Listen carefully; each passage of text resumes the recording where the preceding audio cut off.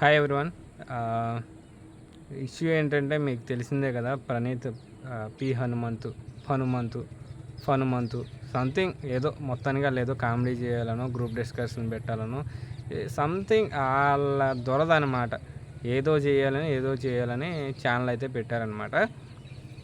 వాళ్ళు ఏంటంటే మనకి బేసిక్గా ఇప్పుడు మనకి సినిమాలు వచ్చినప్పుడు రివ్యూస్ చెప్పడం కానీ, దాని మీద ట్రోల్స్ చేయడం కానీ, లేదంటే ఏదన్నా ఒక వీడియో తీసుకుని ఫన్ క్రియేట్ చేయడం కానీ, అంటే ఇందులో కొత్తగా ఏంటో డార్క్ కామెడీనో ఏదో చెప్తున్నారు. అంటే దానికి హద్దు ఉండదు అనుకుంటాం మేబీ.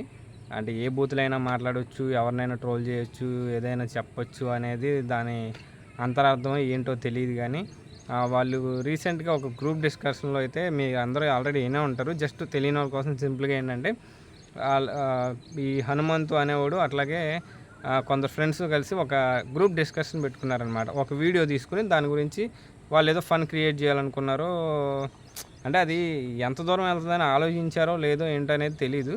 ఒక ఫన్ అయితే క్రియేట్ చేయాలనుకున్నారు. అది కూడా హెల్తీ ఫన్ కాదు, చాలా బ్యాడ్ ఫన్ అయితే క్రియేట్ చేయాలనుకున్నారనమాట. ఒక పాప, మేబీ అమ్మాయికి 4 to 6 years మధ్యలో ఉండొచ్చు. అలాగే ఒక ఫాదర్ అనమాట. వాళ్ళ ఫాదర్ కలిసి ఒక వీడియో చేసిందని వీళ్ళైతే ఫన్ క్రియేట్ చేయాలనుకున్నారు. ఆ వీడియో ఏంటంటే, అది మన వీడియో అయితే కాదు, ఫారెన్ వీడియో అనమాట. ఒక తండ్రి పైన హెడ్డింగ్ ఏం పెడతాడంటే, నాకు పిల్లలంటే ఇష్టం ఉండదు, నాకే కనుక ఒక పాపో బాబో ఉంటే కనుక అని హెడ్డింగ్ పెట్టి ఆ వీడియో పోస్ట్ చేస్తాడనమాట. ఆ వీడియోలో ఏముంటుందంటే, ఆ తండ్రి బెల్ట్ తీసుకుని బెల్ట్ తీస్తాడనమాట. అమ్మాయి ఏదో చేస్తే కొట్టడానికి అన్నట్టుగా బెల్ట్ తీస్తాడు, కానీ కొట్టడు. ఆ అమ్మాయి దగ్గరికి వచ్చేసరికి బెల్ట్ని ఉయ్యాలా చేసి ఇలా ఉయ్యాల్లో ఊపుతారనమాట. ఆ వీడియోని తీసుకొని మన వాళ్ళు అయితే చాలా ఫన్ క్రియేట్ చేయడానికి అయితే ట్రై చేశారు. అంటే ఫన్ అంటే మళ్ళీ మీరు పాజిటివ్ ఫన్ అనుకోండి.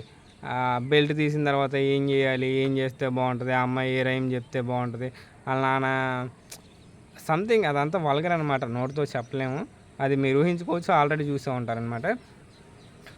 సో ఇట్లాంటి వీడియోలు చేసి అసలు ఏం చేద్దామని వాళ్ళు కొని చదువుకోని వాళ్ళు, ఏ చదువు రాని వాళ్ళు అయితే అనుకోవచ్చు. ఒక్కొక్కడు చూస్తే మంచి ఇంగ్లీష్ మాట్లాడుతున్నారు, అవార్డ్స్, అంటే అంత నాలెడ్జ్డ్, ఊరికే ఖాళీగా ఉండి పెట్టిన వాళ్ళు కూడా కాదు, అందరూ మంచి నాలెడ్జ్డ్, బాగా చదువుకున్న వాళ్ళు. ఏం చెయ్యొచ్చు, ఏం చేయకూడదు, ఏది మంచి ఏది చెడు అని ఇంగితంతో ఆలోచించగలిగే వ్యక్తులు అంత దిగజారిపోయి మరి ఆ వీడియో ఎందుకు చేయాల్సి వచ్చిందో నాకైతే అర్థం కాలేదు. సో ఇప్పటికే మనోడిని అరెస్ట్ కూడా చేశారు. అరెస్ట్ చేసి జైల్లో కూడా పెట్టారంట. అయితే అతనితో పాటు ఆ గ్రూప్లో డిస్కషన్కి యాడ్ అయిన వాళ్ళని కూడా కొందరిని అరెస్ట్ చేశారనమాట.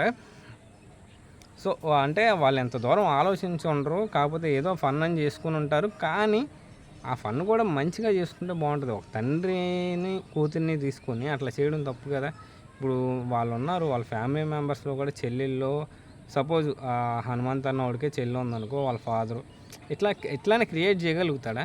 క్రియేట్ చేస్తే బాగుంటుందా? పోనీ ఎవరన్నా క్రియేట్ చేసి మనోడికి పంపిస్తే కనుక చూడగలుగుతాడా?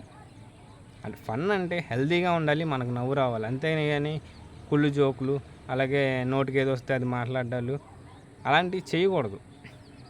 ఇది పైగా సోషల్ మీడియా చాలా యాక్టివ్గా ఉంది. ఏదో మన నలుగురం ఫన్ చేసేసుకుని అవతలకు వచ్చేసాం కాదు కదా. నువ్వు ఒక పబ్లిక్లోకి వీడియోని పంపిస్తున్నావు అంటే, నువ్వు చూడండిరా బాబు నలుగురు అని దాన్ని పబ్లిక్లో పెట్టావు. అలాంటప్పుడు నువ్వు ఎంత జాగ్రత్తగా మాట్లాడాలి, నువ్వు తీసుకున్న టాపిక్ ఏంటనేది ఎంత జ్ఞానంతో ఆలోచించాలి. మీరు 4-5 ఉన్నారు, ఒక్కడికన్నా జ్ఞానం ఉండాలిగా. అరే ఏంట్రా ఇది తప్పురా, మనం ఇలా మాట్లాడకూడదు, అది తండ్రి కూతురికి సంబంధించిన వీడియో, మనం ఇలా మాట్లాడకూడదని ఒక్కడన్నా ఖండించాలిగా. ఒకరు మాట్లాడుతుంటే వెనకాల ఇంకొకటి ఏదో డైలాగు, ఇంకొకటి ఏదో డైలాగు, ఏదో రైమ్ చెప్పమంటే జానీ ఎస్ పాప అని దాన్ని మళ్ళీ వక్రీకరించి ఇంకోటి ఏదో సంథింగ్ అట్లాగ వచ్చేలాగా మాట్లాడారనమాట. సో ఇలాంటివన్నీ మరి ఇదనే కాదు, సోషల్ మీడియాలో ఇప్పటికీ చాలా వీడియోస్ కూడా డైరెక్ట్గా బూతులు మాట్లాడుతుంటేనో, లేదంటే అమ్మాయిలు ఏదైనా బూతులు మాట్లాడుతుంటేనో బాగా వైరల్ అయిపోతున్నాయి. ఆ వైరల్ చేసేది కూడా మనం చూడబట్టే కదా వైరల్ అవుతాయి. సో ఇలాంటి వల్గారిటీ వాళ్ళు క్రియేటర్స్ తగ్గించుకోవాలి, చూసేవాళ్ళు కూడా తగ్గించుకోవాలి. అట్లాగే ఇదనే కాదు, మొన్నే కదా ఒక 2 days బ్యాక్ మైనర్ అబ్బాయిలు 12 years 14 years 7th class 8th class అబ్బాయిలు జూనియర్ అమ్మాయిని తీసుకెళ్ళి రేప్ చేసి చంపేశారంట. ఏం తెలుసు ఆ వయసులో చేయాల్సిన అవసరం ఏంటి?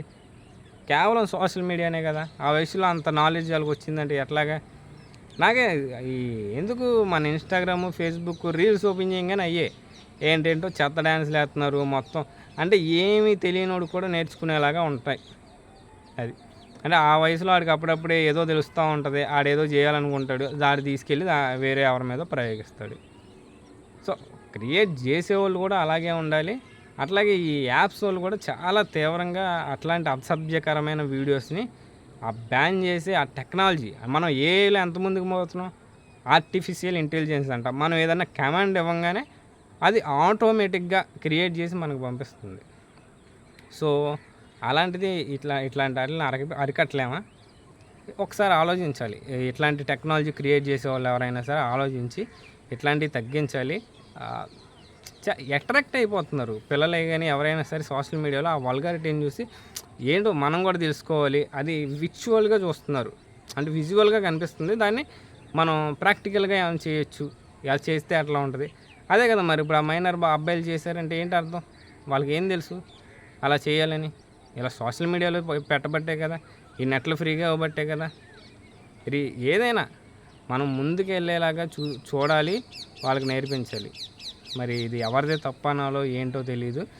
అలాగే సోషల్ మీడియా బేస్ చేసుకొని చాలా జరుగుతున్నాయి ఇయన్నీ. మరి ఆగాలంటే సైబర్ క్రైమ్ వాళ్ళు కూడా మంచి ఇలాగే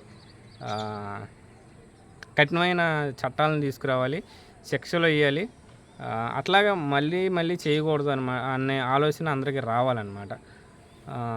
సో, అది ఇట్లా